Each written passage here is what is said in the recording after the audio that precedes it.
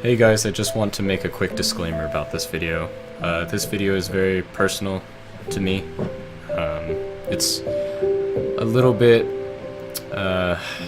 hard for some people, and if you're not somebody that can handle news about death or anything like that, as I am talking about my father's death and just my experience with everything and talking about where he's buried in his grave, I would ask for you now to click off of this video. This video is actually going to be quite personal to me. Today, I'm driving up to Tabiona, where our lodge is, and where my dad is buried. And it's been a while since I've gone up there to see him, and I wanted to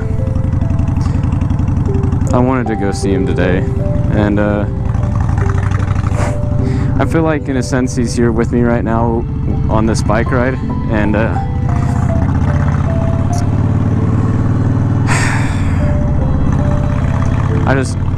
I don't know what exactly to say or how to put this to you guys, but yeah. You know, a lot of people have asked me, how you holding up, how you doing? And I try not to be rude, and it's not like, you know, what you're asking me is a stupid or, you know, dumb question, and it's not that it hurts me or offends me in any way, but at the same time it's kind of rhetorical, you know. I don't mean to say this rudely, but how do you think I'm doing? For those of you who don't know, my dad passed away on May 12th of this year, which is 2018, due to numerous strokes that he had after surgery for his hip. And even before he had these strokes, he had strokes before, and he was making a really, really good recovery. You know, and, you know, with his recovery, he was actually building up the strength in order to walk again, because his left side was paralyzed from the first few strokes.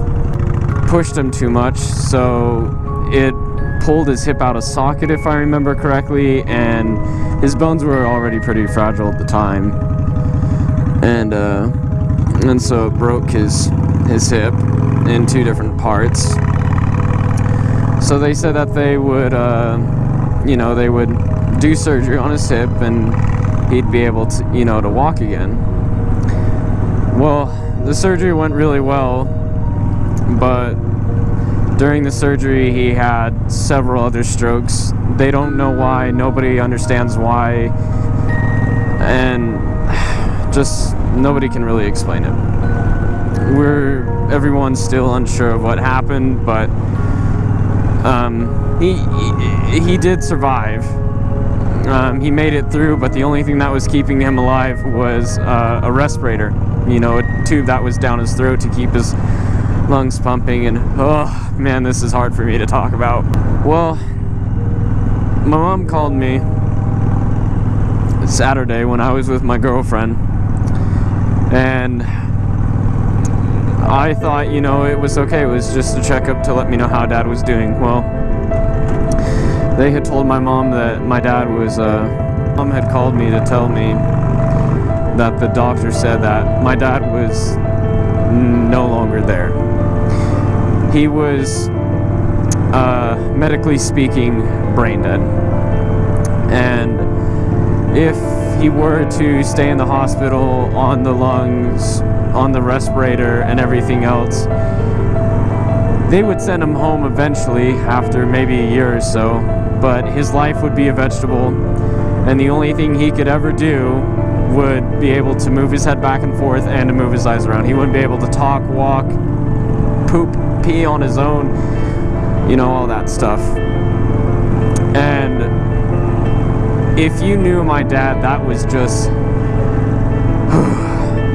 that was not the kind of person he was. He wanted to, he wanted to get up and do something regardless of how injured or bruised or damaged he was. He didn't want, he couldn't sit and do nothing. He couldn't rot his life away in a chair or a hospital bed. And, that's just not the type of person he was. It didn't matter if he had a broken back, if he had broken ribs, if he had a broken hand. He would never use it as an excuse. We all knew that wasn't the life he wanted. And the doctors told us that he would either live his life as a vegetable and be hospitalized in a bed for life, and he would never be able to make a recovery. His brain was so fried and so damaged from all the strokes.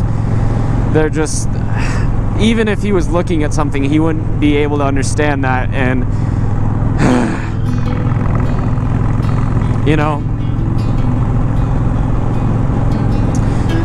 so we talked, my mom and I and family and close friends, and we talked and we decided, we said, well, if Gary's gonna fight this out, he can fight this out. If he wants to live, he'll fight to live. And we knew he would. We knew he would fight to live if he wanted to live. So we talked to the doctors, and he said, well, how about if we just take him off the respirator and see what happens? As I was saying, we talked, and just the character that, just the person that my dad was, we knew that if he wanted to live, he would fight to live. We knew that for certain. That's just the kind of person my dad was. He fought every bit that he could to stay alive. And it wasn't only because of my brother and I that he fought to stay alive, but for my mom, for everybody else, for the company, for everybody who had, for everybody that needed him. So we all talked to the doctors, and we said, well, can we see if we take the respirator off, if he can survive on his own? And they said yes, but he most likely won't be able to, because at that point, not only were his kidneys failing, but his brain was fried, like we said. His lungs were failing as well. And they knew for certain that he most likely was not gonna be able to live and breathe on his own without that respirator.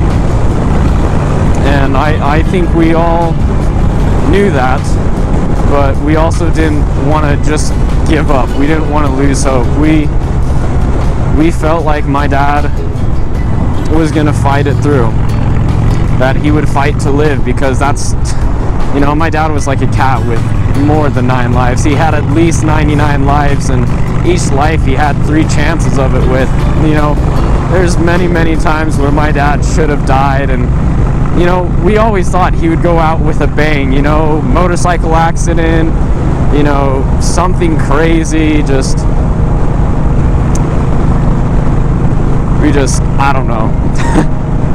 we never saw it ending this way for him, not for him.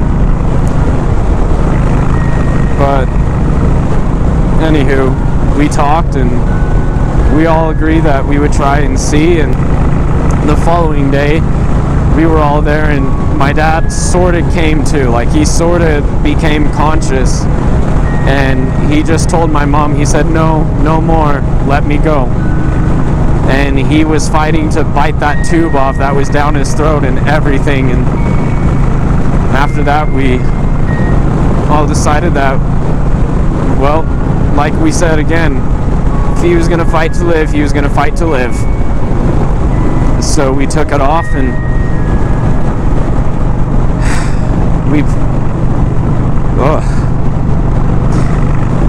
Oh gosh. Man, I'm trying not to cry right now because that's not good, but we put his favorite oils on him, cleaned him all up and nice, and shaved him and combed his hair back, took all the tape and wires off and everything, and took the respirator out, and he went peacefully. And you know, I'm not upset at my dad for leaving. I'm really not. You know, I knew how much pain he was in, and I couldn't stand watching him live and suffer anymore with all the pain that he had. And just watching him go peacefully, surrounded by the people he loved most, and with the oils that he loved most.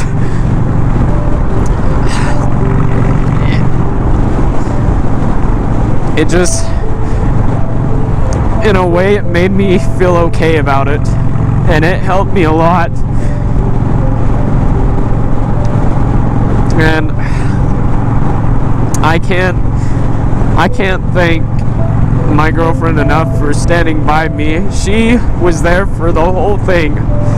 When we took him off the respirator, she still stood by my side. She held my hand and everything. And hours before that, we were out driving around, you know, just, we were gonna have a nice, peaceful Saturday. I was gonna take her out to dinner, maybe go do a movie. We had no idea this was gonna happen. And when my mom called and told me she heard, and I said, I'll take you home. I never wanted her to see my dad like that. I didn't want her to remember my dad in that condition. Oh gosh. And she said, no, I want to go with you. I want to be there for you. And oh gosh, Kate, if you're watching this, I can't begin to tell you how much that still means to me, and I will always remember that day. And I don't know how to thank you and everybody that was there and has been for me lately. There's just, I don't know how to show my appreciation and say thank you in the ways I wish I could. But, you know, so all that happened, and, you know, then we had the funeral, and we were, during the time that we were getting the funeral set up, we were trying to decide where we thought Dad would like to lay. And my mom and I looked at each other and we both said Tabiona. And our friend Mark agreed with us that Tabiona was where he would want to be. That was, you know, if my dad wasn't in the office or, you know, at one of the farms working, he was up at Tabiona. I mean, he loved home. There was nothing wrong with our home. It was just Tabiona, you know, it brought him closer to his childhood. You know, just being with the animals and doing ranch work and everything, it you know, it released his inner kid. And I can understand. I love Tabiona too, and when we get up there, I'll show you, and hopefully you'll understand why he loved it. But when we get up there, I'll show you why we chose the place we chose. It looks over the lodge and all of the ranch from where he's at. So not only can he look over all of his creation up there, but all of his animals, his elk and his buffalo and his deer. That will be it for the video today. I will upload tomorrow my trip up there and my trip back. I didn't want to make this video too long, and it was already pretty difficult for me to edit this video. So I hope you understand why I'm ending it right here, and I'll upload tomorrow's trip up there and just what my day will be like tomorrow. I'll do a double upload. Thank you guys so much for watching once again. Don't forget to like, subscribe, and hit the notification button. I appreciate your guys' support. It means a lot to me. Thank you.